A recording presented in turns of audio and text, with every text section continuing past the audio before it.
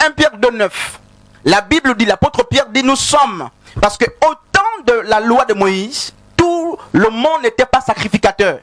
Au temps de la loi de Moïse, les sacrificateurs, n'est-ce pas, étaient donc des Lévites. Et ceux qui s'occupaient et occupaient des sacrifices étaient la descendance d'Aaron. Et Aaron était le seul souverain sacrificateur. Lorsqu'Aaron est mort, on a choisi son fils. Ainsi de suite. Donc la sacrificature appartenait à une seule famille.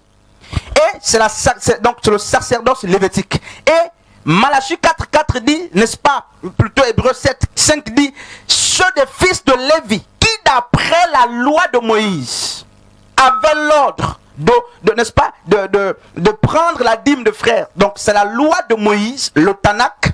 Je dis toujours que la loi de Moïse, n'est-ce pas, donc qui est représentée par 613 ordonnances, c'est dans cette loi de Moïse, dans les 613 ordonnances de Moïse, qu'apparaît la dîme, qu'apparaît l'offrande d'expiation, qu'apparaît l'offrande de culpabilité, n'est-ce pas? Et toutes ces offrandes sont, n'est-ce pas, cultuaires, cérémonielles, donc attachées à l'exercice du culte. Et y compris la dîme. Je nous ai posé une question. Sous quel sacerdoce sommes-nous si nous voulons ressusciter Moïse? Sous quel sacerdoce sommes-nous? Et une autre question, n'est-ce pas, qui me vient comme ça à l'esprit. Sur plus de 613 ordonnances, pourquoi avoir abrogé tout ce qui est autour pour garder, puisqu'il y avait les sacrifices des agneaux, il y avait l'encens, il y avait les gâteaux, il y avait beaucoup de types d'offrandes, beaucoup de sacrifices, les holocaustes.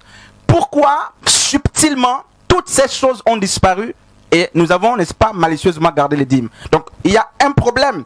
Et je nous pose une autre question. C'est quelle dîme qui est payée? Parce que Melchisedec, qu'on a cité, que le frère a cité, n'est-ce pas, dans Genèse chapitre 14 et dans Hébreux chapitre 7, la Bible dit Melchisedec n'avait ni part, n'avait plutôt ni commencement de vie, ni fin de jour. En fait, c'est Dieu qui s'était incarné. Et je nous pose une autre question.